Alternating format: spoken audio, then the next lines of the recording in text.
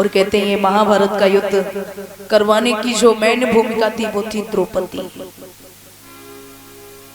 द्रौपदी ने अगर द्रौपदी दुर्योधन से ये ना कहती कि अंधों के अंधे होते हैं तो शायद महाभारत का युद्ध नहीं होता। और मैं इस बात को मैं नहीं कहती हूँ, विद्वान वर्णन करते हैं कि औरत की बोली एक गोली के समान होती है। कभी कभी तो इतना हो जाता महाराज कि एक बार गोली का मारा हुआ तो बच सकता है, लेकिन औरत की बोली का मारा हुआ बचना बहुत मुश्किल हो जाता है। द्रौपदी ने दुर्योधन से कह दिया कि अभी तक तो सिर्फ मैंने देखा ही था, सुना ही था, लेकिन आज मैंने अपनी आंखों से देख भी लिया कि अंधों के हमेशा अंधे ही पैदा होते हैं। तो दुर्योधन ने कहा ठीक है द्रौपदी, अगर तुमने मुझे अंधा साबित कर ही दिया है तो देखते हैं, वक्त आने पर इस बात का बदला तुम्हें अवश्य लूंगा। और भी दिखाना चाहता हूं कि देखें किसकी आंखें हैं और कौन अंधा है। जाकर के पांडवों ने मामा शकुनी से कह करके आज कौरवों ने जुए का खेल खेला जिसमें पांडवों को अपनी भाषा में फंसा लिया। पांडव जुए खेलने के लिए राजी हो गए, यहाँ तक जुआ खेला कि महाराज वो पांडव सबको हार गए, कुछ भी न बचा। कहते हैं जुआ के खेल कैसा खेल होता महाराज कि जीत के चक्कर में इंसान सब कुछ हार जाता है। इच्छा होती है बस एक बाजी और खेलने, हो सकता जीत जाए, एक बाजी और खेलने, हो सकता जीत जाए। तो उस जीत के चक्कर में इंसान हमेशा हारता रहता है। इस जीत के चक्कर में पांडव अपना सब कुछ हार गए। जब चलने लगे तो कौरवों ने कहा कहां जा रहे हो धर्मराज?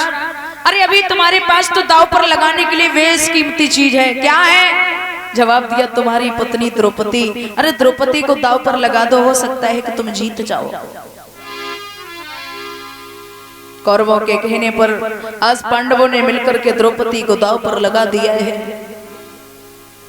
लेकिन बात वही थी, कौरवों का मकसद था पांडवों को हराना, पांडवों से उनसे सब कुछ छीन लेना, द्रौपदी से बदला लेना। मेरे भगवत श्रोताओं, जब आकर के पांडवों ने जब द्रौपदी को भी हरा दिया है, कौरव द्रौपदी को भी जीत लिए हैं, दुर्योधन ने आदेश किया जाइए दुशासन जाकर के उस द्रौपदी को मेरे सामने नग्न करके लाया जाए जिसे मैं अपनी जंघा पर बिठाना चाहता हूं। चला है दुशासन में, या द्रौपदी ने उस दिन अपने केस धुले ही थे, केशों को सुखा रही थी। जाकर के दुशासन ने कहा द्रौपदी, अरे भैया दुर्योधन ने तुम्हें सभा में बुलाया है। द्रौपदी कहने लगी दुशासन, अरे जहाँ भीष्म पितामह जैसे बड़े बड़े धनुर्धर बैठे हुए हैं, कृपाचार्य, अश्वत्थामा, द्रोणाचार्य, हमारे पांचों पति जब विराजमान है, वहां मेरे जाने का हक क्या है? नहीं माना दुशासन। आज द्रौपदी के केस पकड़ के खींचने लगा। द्रौपदी बार बार चिल्लाती है, दुशासन तुम पागल तो नहीं हो गए हो? अरे तुम मुझे कहाँ लेके जा रहे हो? दुशासन ने एक न सुनी, द्रौपदी की जाकर के सभा के बीच में खड़ा कर दिया। आज द्रौपदी जिसके सर पर कोई वस्त्र नहीं है, बाबा भीष्म पितामह से कहा द्रौपदी ने, बाबा आप तो कभी अधर्म को देख ही नहीं सकते, लेकिन आज तुम्हें क्या हुआ? अरे रोकते क्यों नहीं दुशासन को?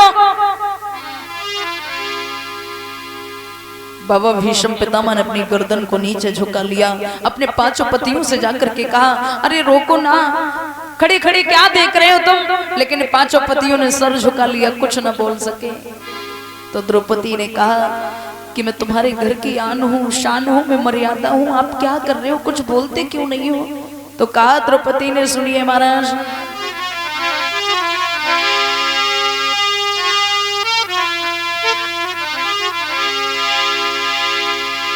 कि खिंची जो सर से सारी सभा देखती है सारी, सर से गई जो सारी, गई लोक लाज सारी।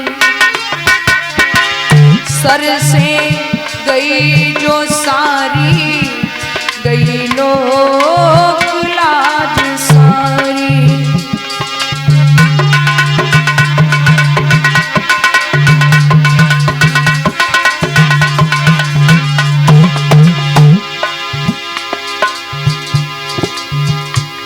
क्या कर रहे हो दुशासन?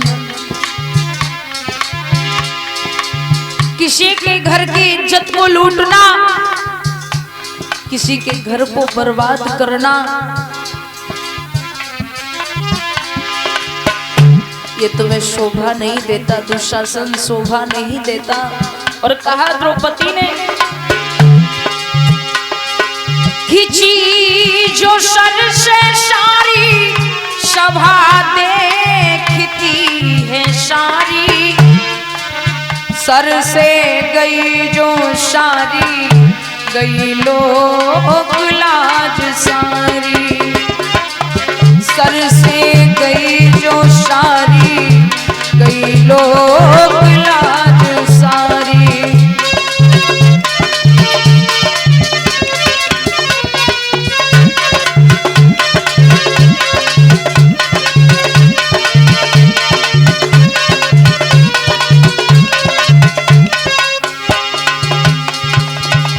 कहा द्रौपदी ने, देख रही है बार बार भीष्म पितामह से कह रही है, बाबा कुछ कहते क्यों नहीं हो?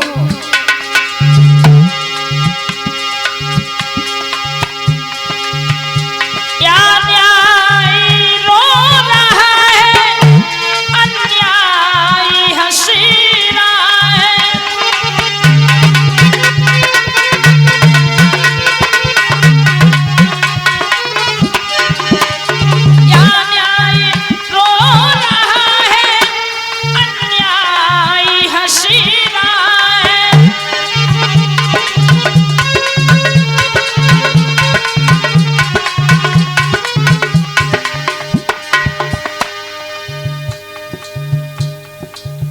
सभा के बीच में जिस अबला की लाज जा रही हो, वो बार बार ये गुहार करती हो, विनती कर रही हो कि मेरी कोई रक्षा करो। जहां उसके पांचों पति विराजमान हो और कोई भी उसकी रक्षा करने के लिए तैयार न हो,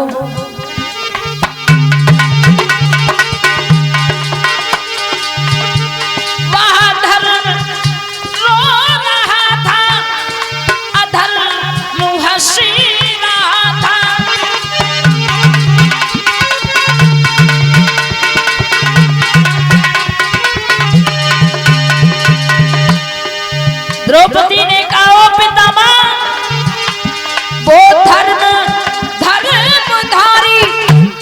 वो धर्मराज युधिष्ठिर, वो धर्मधारी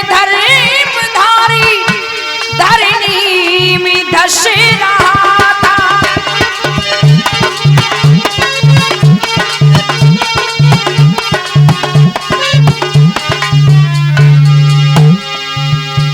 वो दुशासन बलधारी, वो दुशासन बलधारी मुई करी रहा उधारी, वो दुशासन बलधारी मुई करी रहा उधारी।